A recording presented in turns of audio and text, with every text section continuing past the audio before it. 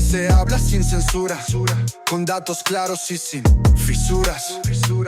Si quieres saber lo que está por venir, ajusta el volumen porque nos vas a oír. Bienvenidos a Charlanavis, el podcast de la industria del cannabis. Buenas tardes, Charlanavers. Aquí estamos con otro podcast. Tenemos a un primera espada dentro de la industria, Francisco Azorín. He tenido que apuntarme un poco su prolijo currículum porque estamos ante un peso pesado dentro de la industria. Abogado experto en Derecho Penal y especialista en delitos de tráfico de droga. En su haber tiene además una infinidad de artículos, 3 publicaciones con el Observatorio Europeo del Cannabis, referencia en la industria del cannabis y sustancias psicodélicas, y además colaborador y asesor en organizaciones como CONFAC, Energy Control, ICERS, OEC, y participa en reuniones de la Comisión de Estupefacientes de Naciones Unidas. Francisco Azorín, cuéntanos un poquito algún hito dentro de tu carrera que hayas conseguido, sentencias que sean peculiares, en fin, que la audiencia se haga una idea de todo el trabajo que hay detrás. Bueno, buenos días y primeramente muchas gracias, David, por la invitación a este podcast, ¿no? Como tú dices, he escrito muchos artículos, ¿no? En Cáñamo, Cannabis Magazine, Sos Secret, pero la verdad que el formato podcast, pues he hecho alguno y me gusta más, ¿no? Porque llega un momento en la vida que tienes poco tiempo para escribir, y en un podcast con gente profesional como vosotros se hace fácil. ¿Te sientes cómodo, no? Me siento cómodo, sí. En cuanto a hitos, bueno, pues yo llevo 13 años ejerciendo de abogado y 10 exclusivamente en delitos de tráfico de droga y muy vinculado con la industria del cannabis, de las sustancias psicodélicas, de ayahuasca, asesorando a estas organizaciones que has nombrado, colaborando con ellos, como activista también, ¿no? Porque al final hay un trabajo político que hacer. Nos gusta este campo de las drogas y creo que hay que seguir luchando y cuesta la lucha, ¿eh? Y en cuanto a hitos, pues sentencias que recuerde con cariño, podríamos decir un viaje que hice a Lugo, en donde había 222 plantas de marihuana que daban un total de 12 kilos, sumando cogollo y hoja. La Fiscalía no quería bajar un acuerdo de 3 años con sometimiento al tratamiento de deshabituación, mi cliente no quería dejar de fumar y entonces decidimos entrar a jugar el juicio. Yo entré muy convencido porque había 4 kilos de hojas. La hoja de la cannabis, para que me entiendas, el Tribunal Supremo siempre ha dicho que como tiene THC es droga también, pero esto ha sido como la piedra angular de los abogados del cannabis, de separar esas hojas del cogollo, porque el cogollo, como todos sabemos, es lo que se consume. Pero claro, esto hay que explicarlo técnicamente, porque si no, no se entiende. Se explica técnicamente interpretando de manera correcta los convenios de fiscalización de estupefacientes y psicotrópicos, en donde solo son drogas lo que está en las listas de los convenios. Y la Convención del 61 de estupefacientes, en su artículo 2.1 me parece, define el cannabis como la sumidad florida y la hoja pequeñita anexa y excluye las demás hojas, y en la lista solo se incluye el cannabis. Explicándolo de esa manera, yo sabía que iba a conseguir, aunque era difícil, por lo menos salvar esa agravante de notoria importancia que se te aplica cuando se superan los 10 kilogramos y que por lo menos la pena no iba a ser de entrada en prisión. Pero se defendió que no había ninguna prueba aparte de esas 222 plantas, había 8,6 kilos tal, y que mi representado era un consumidor abusivo, y por su señoría, por el magistrado del juzgado de lo penal número 2, se determinó que al no haber más pruebas y solo la cantidad de la droga, que eso podría ser destinado al autoconsumo, siendo una de las sentencias que elevan con mayor cantidad el autoconsumo de cannabis. Esto también como paradoja y como para que el oyente sepa cuál es la inseguridad jurídica de todo lo relacionado con drogas, podemos decir que al igual que hay sentencias con 8,6 kilos, hay sentencias que a lo mejor te condenan con 500 gramos. O sea, es una barbaridad. Eso en cuanto a cannabis. En cuanto a sustancias psicodélicas, la sentencia, por supuesto que una de las que más cariño le guardo, fue un viaje a Málaga, en donde defendimos un caso de ayahuasca, con la colaboración y participación de peritos de primera talla a nivel español y mundial, ¿no? Como José Carlos Bouso y Constanza Sánchez de Aicers, y le demostramos a la Audiencia Provincial de Málaga que la ayahuasca, a pesar de ser una planta que contiene dimetiltristamina, DMT, clasificado en la lista 1 del Convenio de Psicotrópicos de las Naciones Unidas, como la planta en sí misma no está dentro de los convenios, no es droga. Eso nos apoyamos en unos informes de la Junta Internacional de Fiscalización de Estupefacientes de los años 2010 y 2012 que dicen que efectivamente solo existen 3 plantas que están prohibidas por los convenios y solo se prohíben en el convenio del 61, que son los estupefacientes: cannabis, hoja de coca y opio. En el 71, que es cuando a raíz del boom de la LSD se prohíben los psicotrópicos, que la palabra psicotrópico es simplemente porque se puso en ese convenio, son MDMA, LSD, dimetiltristamina, psilocibina. No existen plantas fiscalizadas. No existe la ayahuasca, no existe la planta esta que consumen los africanos, el cat, que tiene catina, que sí que lo está, ni existen los hongos con contenido en psilocibina, ni existen fiscalizados los cactus de San Pedro o peyote, a pesar de que contengan mescalina, que en formato cristal sí que lo está. Ahí eso se lo dimos bastante masticado al tribunal, pero sí que es verdad que la ponente del tribunal hizo una sentencia que para mí es un manual teórico de cómo se fiscalizan las drogas en España, a través de los convenios internacionales y de todos los instrumentos necesarios. O sea, esa sentencia es un manual, entonces le guardo mucho cariño. Y luego más sentencias que si quieres luego comentamos un poco más en profundidad si hablamos de ley Mordaza y de las nuevas modificaciones, para no extendernos, cuando se consiguió que se anularan por falta de competencia de los ayuntamientos multas que se estaban imponiendo a ciudadanos por la cantidad de 10.401 euros por la reincidencia en la posesión de un porro.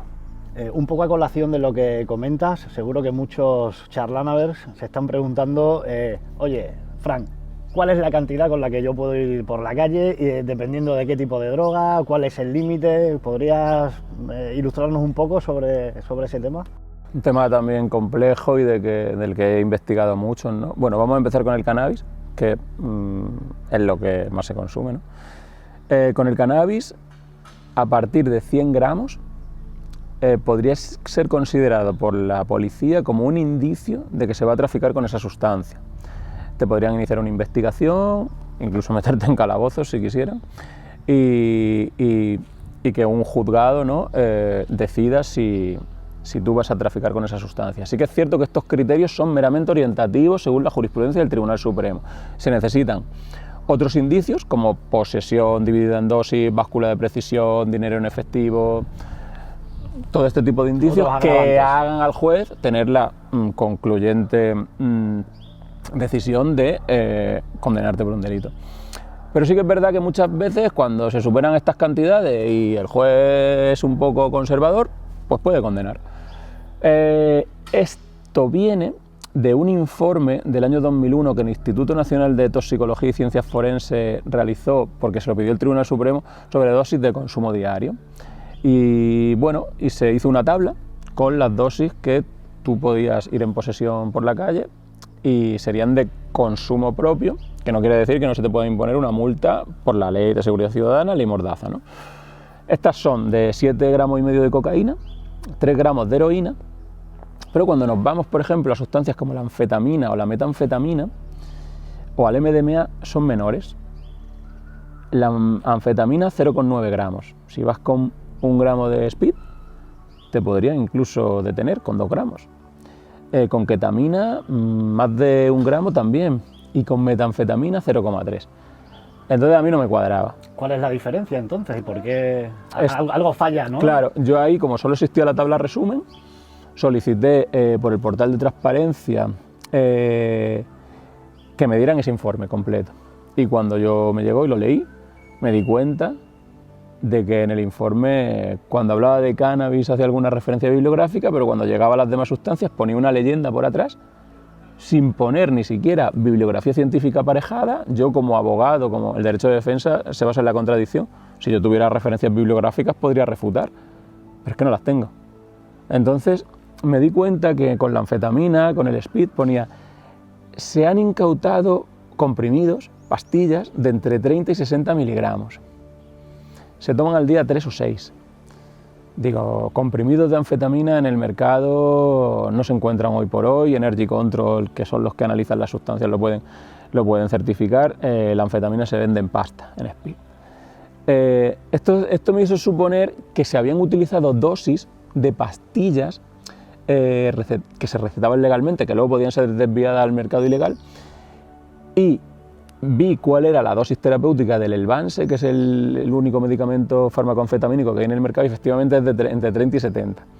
Esto me hizo pensar que, al contrario que para el cannabis, que son 100 gramos, o la cocaína 7,5, se habían utilizado dosis de abuso, dosis de un consumidor con tolerancia, de un adicto, para estas, como eran medicamentos y lo siguen siendo, se utilizan dosis terapéuticas que son mucho menores, que son para un tratamiento puntual de personas sin tolerancia, con lo cual bueno, esto es catastrófico y está habiendo ahora mismo muchos problemas de persecución policial a ciertos colectivos como el LGTBI, que utilizan anfetamina y metanfetamina en contextos como el chemsex, ¿no? El sexo practicado consumiendo drogas y tal, y está habiendo muchos problemas. Entonces yo esto, en un curso que di en el Ministerio de Sanidad, donde había Fuerza y Cuerpos de Seguridad del Estado y mucha gente del Instituto Nacional de Toxicología, lo planteé. Dije, mi hipótesis, y si alguien del instituto me lo puede confirmar, es que se han puesto para estas drogas dosis terapéuticas. Y efectivamente una persona con más de 40 años en la institución me dijo, Francisco, llevas razón. Este informe nos lleva persiguiendo desde los 2001 y yo me comprometo a llevarlo a instancias superiores. Además, hay que decir, la gente lo puede buscar en internet, que en el año 2004 el propio instituto, en una noticia del País, se desvincula de este informe porque dice que no se hace responsable de la interpretación que dé el Tribunal Supremo. Porque en ese informe no se hizo un estudio ad hoc al efecto, se cogieron dosis de la bibliografía que podían ser dosis de estudio extrapolado en animales, y que no se tuvieron en cuenta parámetros tan importantes como la tolerancia. Ostras, este informe que se han desvinculado sirve para meter a la gente en la cárcel en España. Es muy duro. Entonces, pues bueno, esa es la jurisprudencia. La jurisprudencia de droga en España está viciada. Está viciada porque se ha condenado a gente sumándole las hojas del cannabis cuando no están fiscalizadas. Incluso el tiesto muchas veces al principio, sí, ¿no? Decían, es tanta cantidad y pensaban hasta el tiesto. Exactamente, pues eso por ahí. Hay gente en la cárcel con sustancias como la ayahuasca, que luego cuando la paran en aduanas utilizan un test Marquis de colorimétrico, ¿no? Esto azul, sale azul, ¿no? Y el test es para anfetamina, metanfetamina y MDMA. Pero como la dimetiltristamina, pues son sustancias al final parecidas, que en un test de eso sale azul. Metanfetamina, 5 kilos de metanfetamina, a prisión provisional, hasta que no salen análisis, y un abogado especialista dice que esto no es droga, 1 mes en la cárcel. Esto ha sucedido, esto es España, así funciona un poco el tema en España. Un poco como en el sector del CBD, ¿no? Que también es muy, digamos, está un poco en la picota, el cáñamo industrial, ese gran debate, ¿no? Cuéntanos un poquito, ¿cuál es tu punto de vista sobre el cáñamo industrial? Bueno, pues el cáñamo industrial, pues ahí está, ¿no? En España, muchas tiendas que venden flores de CBD y productos derivados del cáñamo industrial, hubo muchas plantaciones de cáñamo industrial, ¿no? Con muchas intervenciones, muchos problemas, yo he llevado muchos casos. Se me ha olvidado recordar también que conseguí una sentencia en el Penal 1 de Alicante, que había 0,4, ¿no? 0,4, que superase 0,3, que ahora está establecido. En ese momento, cuando la sentencia era 0,2 incluso. Y la jueza dijo que, vamos a ver, que a pesar de que era un saco de 12 kilos de cáñamo industrial en una finca, había además 2 kilos de plantas de cannabis normal, se absolvió el caso y dijo que en el caso del cáñamo industrial, que bueno, aunque no tuviera autorización para eso, que eso es un tema de derecho administrativo que no se ventila en la jurisdicción penal y que eso no puede ser droga a efectos penales porque no es tóxico. ¿Qué pasa aquí? ¿Qué pasa con el cáñamo industrial? El cáñamo industrial es víctima de una jurisprudencia arcaica del Tribunal Supremo que dice lo siguiente: el cannabis, a diferencia de otras drogas como la heroína o la cocaína, no hace falta obtener la pureza para calcular la agravante de notoria importancia de 10 kilogramos. Porque es droga per se. Porque el cannabis siempre tiene más o menos cantidad de cannabinoides, de THC, ¿no? Vale. Y yo digo, vale, me parece bien, un criterio. Porque el Supremo dice, el cannabis, una vez constatada su toxicidad, no importa, no hay que reducirlo a términos de pureza para calcular los 10 kilos que suponen la agravante de notoria importancia. La cocaína, si tú tienes 750 gramos de cocaína al 80%, aunque la agravante aparezca a los 750 gramos, como es al 80%, no se cumple el agravante, porque hay que hacerlo a términos de pureza, ¿vale? Pero con el cannabis no. Vale, perfecto. Bueno, es un criterio, podemos estar más o menos de acuerdo. Pero eso es para calcular la notoria importancia, no es para calcular la toxicidad. Dice, una vez constatada la toxicidad, ¿cómo se constata la toxicidad del cannabis? Cuando se supera un mínimo porcentaje de THC. Y dice también el Tribunal Supremo, es que el convenio de 1961 no hace referencia al THC. Y yo digo, claro, porque el THC se aisló, se descubrió por primera vez por el profesor Rafael Mechoulam en el año 1964, por lo tanto fue imposible que apareciera en ese convenio, donde sí aparece la hoja de coca y la cocaína, la morfina y el opio. Que ya incluso se comercializaba. Que ya se comercializaba, pero no se había aislado el THC. Fallos del convenio. Por eso el THC se incluyó en el convenio del 71 de psicotrópicos y ahora quieren que se vuelva a incluir en el 61 para darle esa forma lógica, porque es todo tal. Entonces, pero además se incluyó como cristal en el 71, como el marinol, para los tratamientos del cáncer, ¿vale? Entonces, mi tesis sobre el cáñamo industrial es, a pesar de que esa convención no tenga reconocido el THC, hay un protocolo STNAR 40 de la 1DC, que es la Oficina de Naciones Unidas contra la Droga y el Delito, que dice, para saber si un cannabis es tóxico y diferenciarlo de un cáñamo industrial, hay que hacer la fórmula del índice de psicoactividad. THC más CBN partido CBD. De psicoactividad, sí. Que ahí también nos podríamos meter si psicoactividad es lo mismo que toxicidad, que no lo es. Pero esto ya, comentárselo a los jueces, ya ir demasiado lejos, no lo van a entender, ¿vale? Pero bueno, toxicidad, psicoactividad, ahí también, si sale mayor que 1 es psicoactivo, si sale menor que 1 no, o ese 0,3. Entiendo yo que tienen que elegir si es 0,3, si es índice de psicoactividad, pero lo que no se pueden ir a la tesis de que todo el cannabis, sea cáñamo o cannabis, es droga. Entonces hay diferentes tesis entre los juzgados, unas que obedecen a esta tesis arcaica del Supremo, otras que o utilizan el índice de psicoactividad o menos de 0,3 lo absuelven. Hay inseguridad jurídica, hay personas que están teniendo problemas, pero todo es defendible, claro, todo es defendible. Muy bien. Otro de los grandes temas, ¿no?, que muchas veces nos comentan y nos preguntan son sobre los nuevos cannabinoides. 10-OH, THCP, THZ, en fin, todo este manglar de nuevos cannabinoides, los que han incluido recientemente en la lista. Cuéntanos un poco, a nivel jurídico, cómo está, cuál es tu punto de vista, si tenemos que estar seguros, ¿no? Jurídicamente, ¿vale? Porque una cosa es las tesis jurídicas y otra son las actuaciones policiales que hacen lo que les manden o lo que les dé la gana.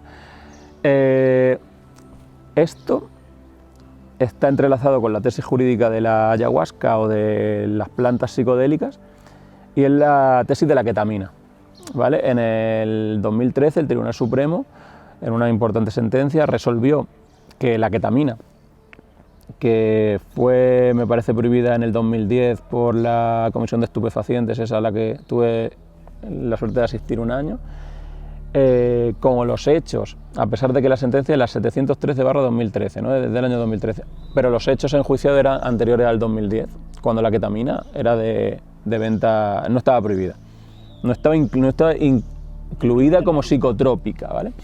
Entonces decía que no, que el delito de tráfico de drogas es un delito, es una norma penal en blanco que tiene que ser completada con referencias extrapenales a normativa internacional o órdenes ministeriales de inclusión de sustancias en las listas de psicotrópicos o estupefacientes. Por lo tanto, porque si solo condenáramos sustancias tóxicas o psicoactivas, tendríamos que considerar delito de tráfico de drogas la venta de tabaco o alcohol. Por lo tanto, tienen que ser sustancias incluidas en lista. Como la ketamina no lo era, se absolvió. En base a esta tesis, también las sentencias de ayahuasca, lo primero que nombra, la tesis de la ketamina, ¿no? Esto no es que como una cosa es psicoactiva, tráfico de drogas, no, tiene que estar incluida. Claro, hay que normalizarla. Tiene ¿no? tiene que estar incluida en la lista. Entonces, pues hasta que una sustancia no esté incluida en la lista, en principio no hay problemas. En principio. Muy bien, Pero, o sea, no quiere decir que no haya problemas, quiere decir que tiene esa defensa. Sí, que jurídicamente es luchable. Es luchable. Aunque luego ya depende, porque como todo, más en la abogacía solo hay... Normalmente decís que un juicio es una moneda al aire, ¿no? Hay que tener en cuenta el juez, la defensa, a lo mejor las primeras declaraciones. Yo siempre digo que lo primero, para la primera declaración, un buen abogado, porque luego también nos condicionan ese tipo de cosas. No, hay una sentencia, por ejemplo, ahora, peligrosa, ¿no?, para el tema del cáñamo industrial, que absuelven en Valencia, confirma la absolución de la Audiencia Provincial y el Tribunal Supremo condena sin haber sacado el THC, porque dice, bueno, aquí había una plantación indoor con la luz pinchada, esto es marihuana seguro. Deducción. Deducción lógica, ¿no? Claro, ¿vale? Claro. No había ninguna referencia a que eso fuera cáñamo industrial. Peligrosa sentencia que encima se está utilizando para atacar al sector. Claro. Pero no viene del cáñamo, viene de otra cosa. Entonces, cuando las cosas vienen de un caso concreto, luego se utilizan para otros casos, complicado. Muy bien, Fran, pues lo que dices es muy interesante. Claro, muchos charlanavers también se preguntarán el tema de los drogotest, porque claro, todo el mundo cuando compra CBD, oye, salgo de la tienda, me vale con la factura, no me vale. Nosotros en las tiendas normalmente recomendamos que guardes el ticket por si te paran, que siempre que la bolsa esté sellada y tengas tu factura de compra y tal. ¿Hay alguna fisura, algún resquicio? Cuéntanos qué es lo que barajáis a la hora de rozar el tema de los drogotest. Drogotest es la bomba atómica, ¿no?, a todos los consumidores de cannabis, de CBD, incluso usuarios pasivos o consumidores pasivos. Bueno, este tema lo tengo muy estudiado, ¿vale? Porque sí que hice un libro específico, bueno, viene de una investigación que luego se hizo un libro con más capítulos, pero la investigación principal venía, ¿qué pasa con el drogotest? ¿Qué pasa con el drogotest? ¿Esto qué es? ¿Esto que sale a los 3 días, que sale a los 4 días, es verdad? Vamos a ver, yo he recurrido mucho a drogotest, he ganado drogotest, hay noticias por ahí, ¿no?, en el mundo de drogotest que se han ganado, algunos los he archivado también, ahora recientemente, y me pongo a estudiar Proyecto Druid. Proyecto Druid europeo es el proyecto de la NCDDA, que era ahora es la Agencia Europea de Drogas, ¿no?, que se hizo a ver esto de los drogotest. Se hizo en derecho comparado de muchos países cómo lo regulaban. Y vi que en muchos países ya habían establecido, y ese informe lo hace, una tabla con los cut-off, las calibraciones de los aparatos de laboratorio, que indicaran la mínima afectación de cada droga en la conducción, en referencia al 0,25 del alcohol, más o menos, ¿no?, cuando empieza un poquitín, que debería tal. Y en el caso del cannabis me di cuenta, y en el de las demás drogas, que había puntos de calibración en sangre y en saliva, pero que no coincidían, y no solo no coincidían, sino que lo que 1 o 2 es en sangre para el THC, en saliva podría ser entre 50 y 200, dependiendo del metabolismo. Con lo cual dije, vamos a ver, entonces, yo tenía informes de laboratorios SILAB, del laboratorio Echevarne o de otros laboratorios con las calibraciones en saliva, pero no sabía cuál era la calibración en sangre. Digo, claro, pero esto tal, entonces pidiendo por recursos que me las aportaran, al final las conseguí. Y me di cuenta de que la calibración en sangre y en saliva es igual. Digo, coño, entonces si es igual, si tú una matriz saliva la pones en ese laboratorio, te va a dar siempre, porque en saliva siempre te va a coger mucho más, pero en sangre, haciendo la equivalencia, tarda más en llegar. No, es mucho más garantista la sangre, y además eso es porque siempre se ha estudiado la droga en sangre.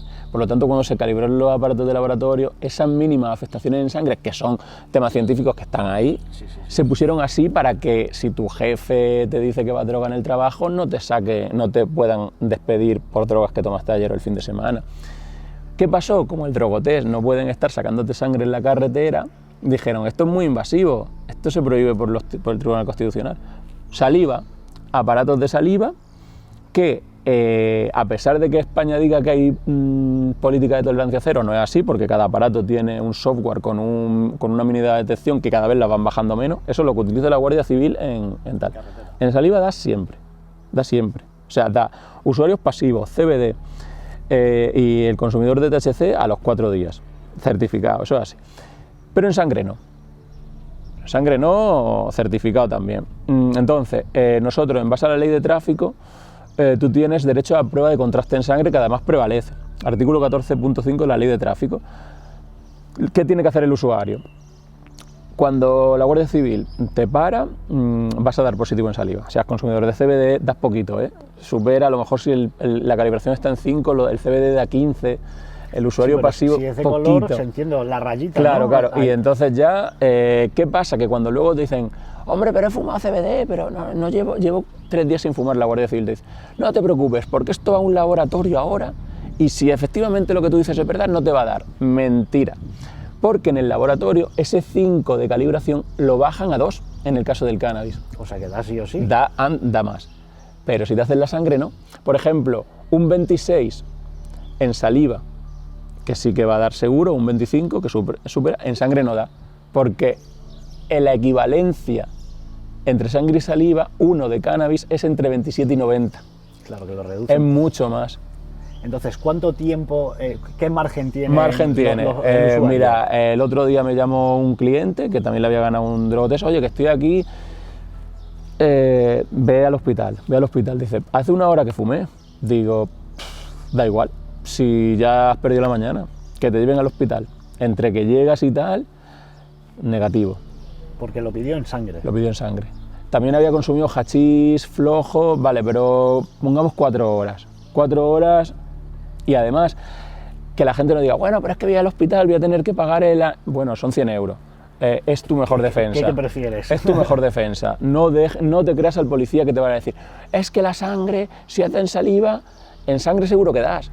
Y encima vas a pagar Y encima son 500 euros. Mentira, no son tanto. Pero también, la gente ¿por qué no va? Porque piensa, si he dado en saliva, en sangre doy seguro. ¿Por qué? ¿Por qué? ¿Por qué piensas eso? ¿Porque la sangre es roja? ¿Por qué? No, porque de toda la vida se ha dicho. De toda la vida. En saliva das, pero luego en sangre. Y un pelo, eso ya es lo En la sangre seguro. Son leyendas. Ah, sí, es una leyenda urbana. Totalmente, si te tienes que estudiar la equivalencia y la ciencia. Yo siempre digo, ¿por qué tú piensas que si has dado en saliva vas a darse en sangre? Porque la sangre es roja, ¿no? El rojo, no es lo mismo el rojo que el blanco. Sí, no, y porque normalmente la gente sí que piensa que la sangre como que se queda más y tarda más en metabolismo, en expulsar Es el todo organismo. leyenda urbana, como en la mayoría de cosas de droga. O sea que 4 horitas tienen los usuarios, ya Que no lo solo el prueben usuario, ellos, incluso que el pasivo. vayan ahora mismo, por ejemplo, con el tema del COVID, que muchos laboratorios o clínicas trabajaban enviando muestras de estas de COVID a SINLAB, que vayan allí, salgan un día una prueba de sangre en droga y lo comprueben ellos. Y si no, cuando les pase, que lo comprueben, no pierden nada. Y además le desmonta el control a la policía. O sea, son todo ventajas. Pero sí que es verdad que al final lo de la sangre es garantista, porque si tú has consumido la noche anterior, normalmente los problemas son porque la gente consume por la noche y conduce por el día a las 8 de la mañana y le quitan el carnet. Eso no puede... Un Estado de Derecho eso no se puede consentir, pero como estamos en un tema político de guerra contra las drogas, de que aquí el usuario de droga es como, pues yo qué sé.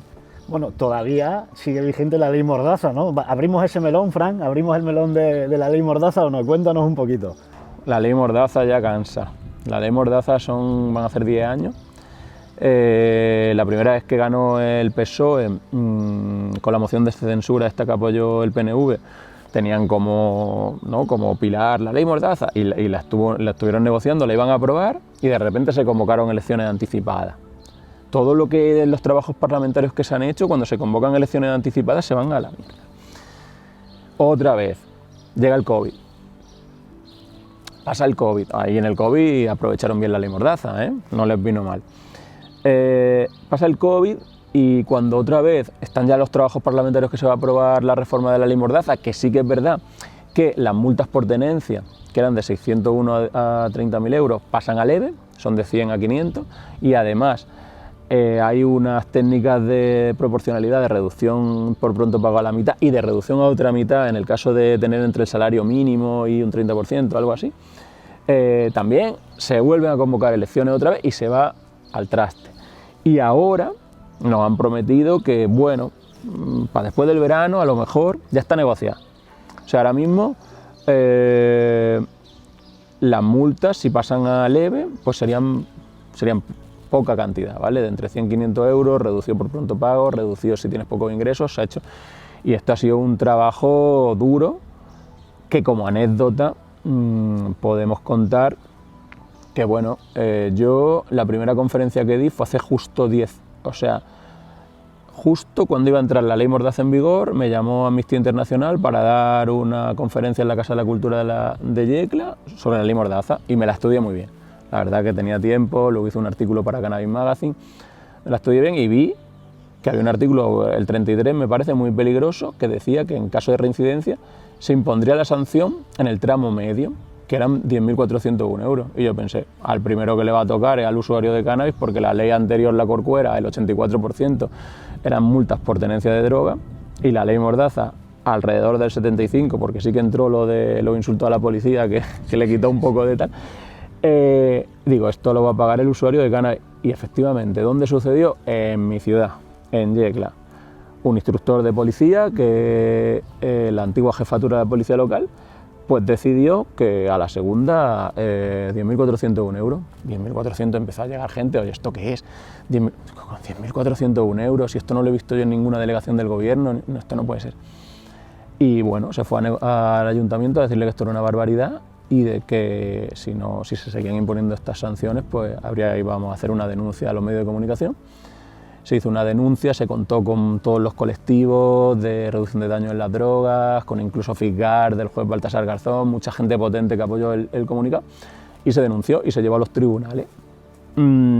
Dictó una sentencia que se hizo muy famosa en los medios de comunicación porque decía que los ayuntamientos no eran competentes, ¿no? Yo hice un argumentario de muchos motivos, ¿no? El primer motivo era que los ayuntamientos no tenían competencia para sancionar, porque el artículo de la ley Mordaza, al contrario que la ley Corcuera, que sí que decía que los municipios de más de 50.000 podían sancionar, me parece, este decía, los ayuntamientos serán competentes para sancionar las infracciones de esta ley si son competentes en razón de la materia. Las materias pueden ser salubridad, que es ayuntamiento, salud, que sería comunidad autónoma, y seguridad ciudadana, que sería Estado. Entonces, la materia de drogas, ¿qué es? Y ahí el juez dijo, salubridad es muy forzado, salubridad, eso no puede ser.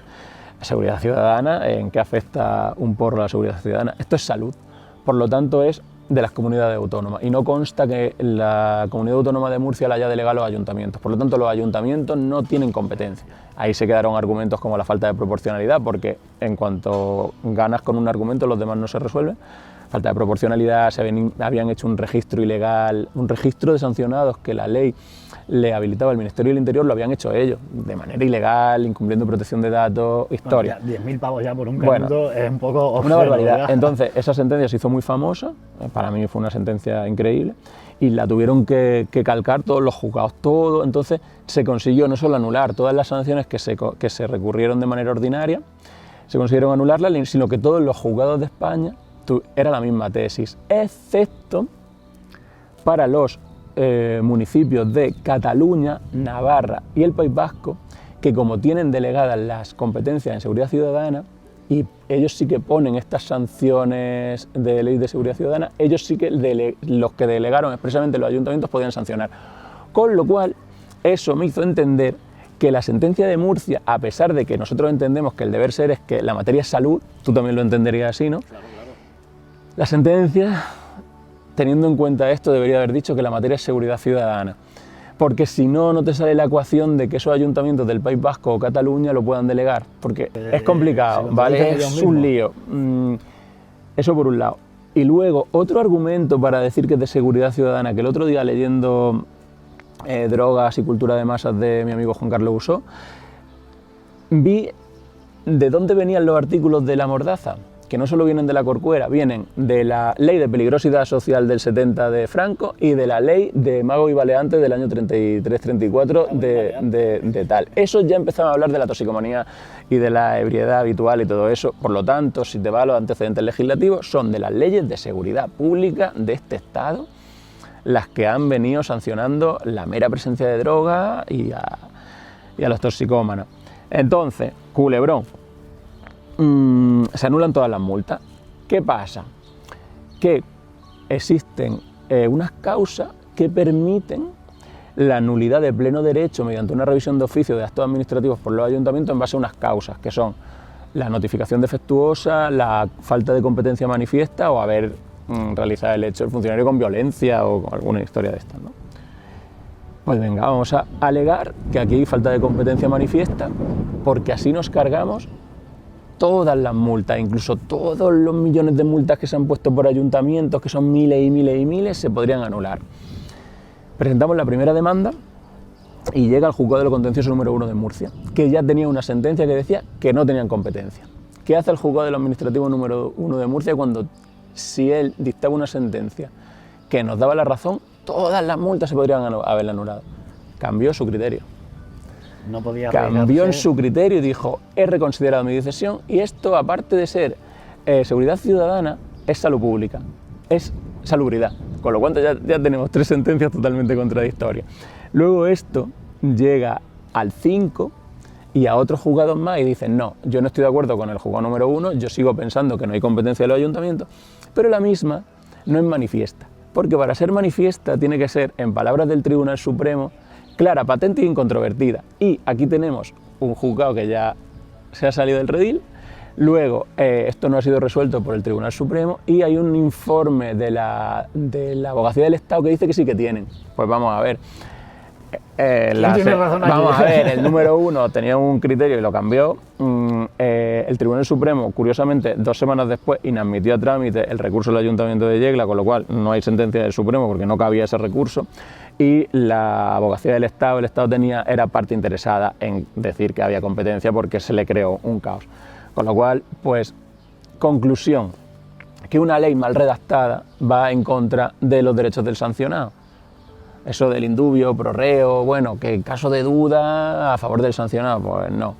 Y prima la seguridad jurídica de esos actos administrativos que como no se recurrieron a los 15 días, pues ahí te quedas con la multa, ¿vale? Culebrón también, me quedaba un recurso ordinario en el juzgado número 1 y yo pensé, lo voy a perder, a cambio el criterio. Claro. Me van a poner 10.400 euros por un porro. Pues cuando llegó, yo alegué vulneración de la intimidad porque yo empecé el juicio diciendo, bueno, mi cliente era marroquí, se vino, y yo empecé el juicio diciendo, bueno, es que mi cliente no sé por qué, pero sale de la calle y lo suelen parar. No sé.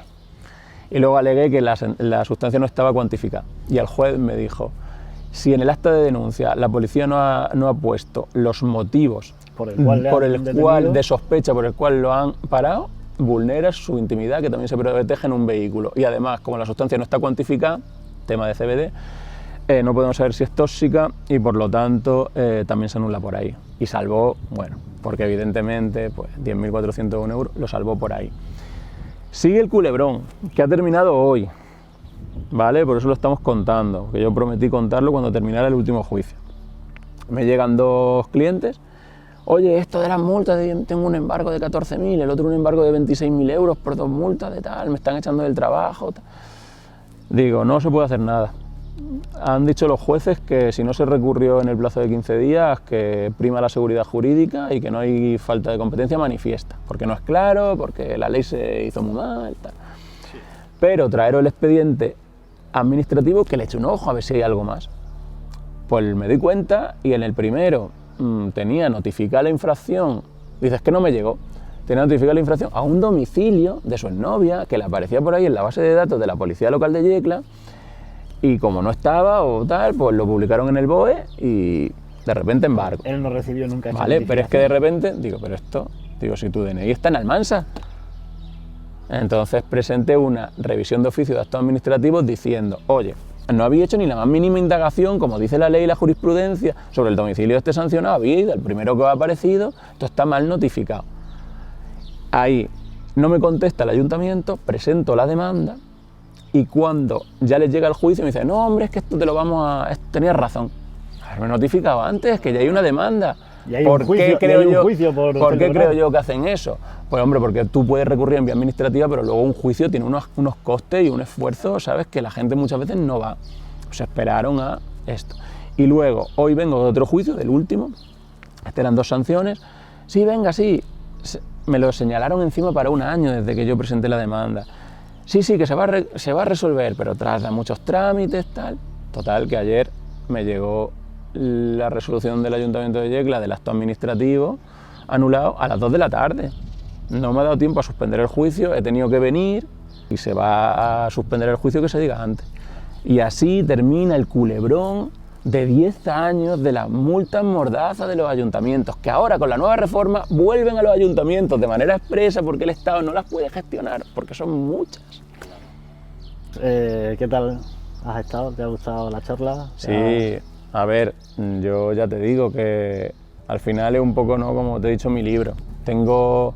Podríamos hablar de muchas cosas, ¿no? Otro día nos sentamos y hablamos de otras cosas más generales, de política, de cómo vemos el sector, de cómo está el derecho comparado en otros países o de muchas otras cosas, de cannabis medicinal y tal.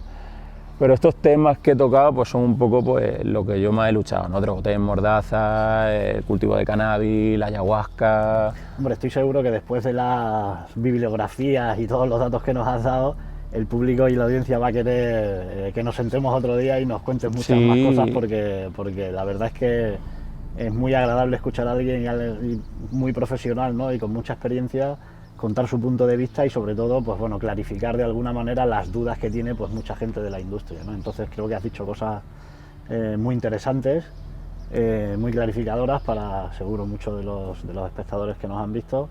Y nada, a ver cuando nos sentamos otro día, Fran, cuando quieras, David. Sigues contando y bueno, yo invito a que si tenéis algún problema serio, a ver, no le llaméis si os ponen una multa, bueno. algún problema de verdad, porque la verdad es que son muy profesionales, Fran y su equipo, y me consta que han ayudado a mucha gente, a muchos colectivos, asociaciones, etcétera, en muchos casos.